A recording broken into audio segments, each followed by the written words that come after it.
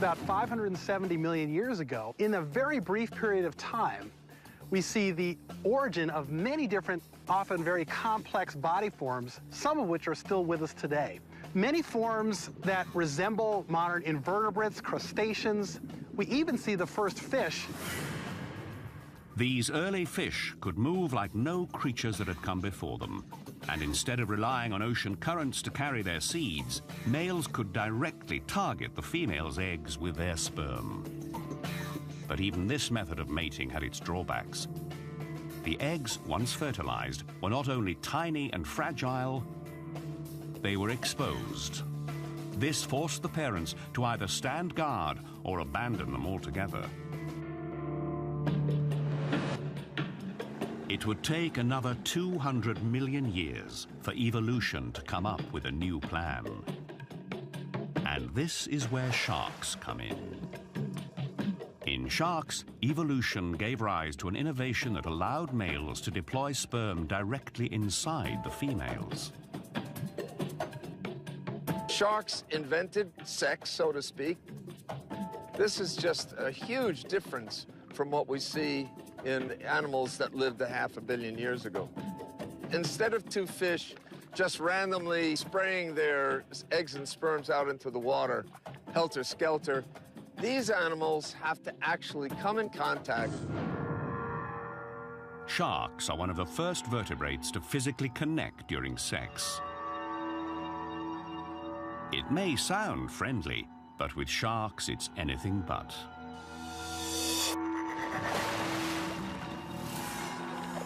Cute guys, right?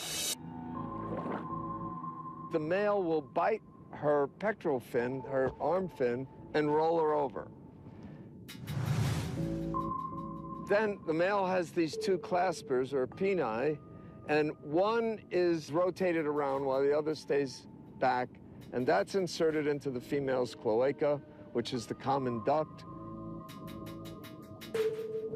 This vertical hold may look brutal, but biologically speaking, it's a thing of beauty. It looks to me like a ballet because they have very difficult tasks to go through to bring themselves together. Each seemingly violent act has a necessary sexual function. The male flips the female shark onto her back to relax her for penile insertion. He sinks his teeth into her skin to trigger ovulation. And she's even protected from his violence. Female sharks have skin twice as thick as male sharks. They have amazing healing properties. They can have huge lacerations, which would kill a human, and they're perfectly fine with it. But the crucial innovation of shark sex is the penis. Once the male is firmly attached, a spur at the tip of the penis prevents it from slipping out. A sac in the male's abdomen fills with seawater and propels the sperm directly into the female's womb, where eggs await fertilization. So not only did they invent copulation, but they also invented getting pregnant. That is to say, internal fertilization. This represents a whole new stage in reproductive biology. Internal fertilization has been a fundamental reason why sharks have reigned as the ocean's top predator for 400 million years. Not only does it protect their developing eggs from enemies, but it leads to the birth of large, fully formed pups that are literally born to kill. For hundreds of millions of years, animals remained confined to the Earth's oceans. Then, 370 million years ago, a unique lineage of fish began to move towards the land. Called tetrapods, they evolved legs from fins.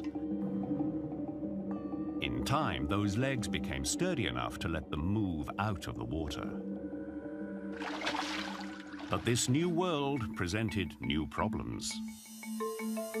If you look around today, there are creatures that spend all their time on land. But to do that, you have to have a whole lot of tricks. You have to be able to lay eggs or give birth to live young. If you are laying eggs, your eggs have to be waterproof.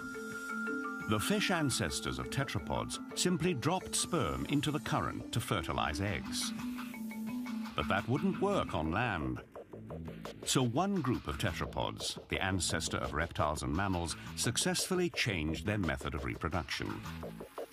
As sharks had before them, reptiles developed internal fertilization. And then they went even further, evolving an extraordinary adaptation to protect their young. The amniotic egg.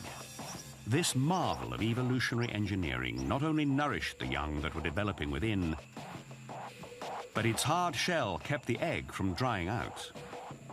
The amniotic egg gave reptiles the ability to conquer the land, reproducing, spreading, and growing on a totally different scale.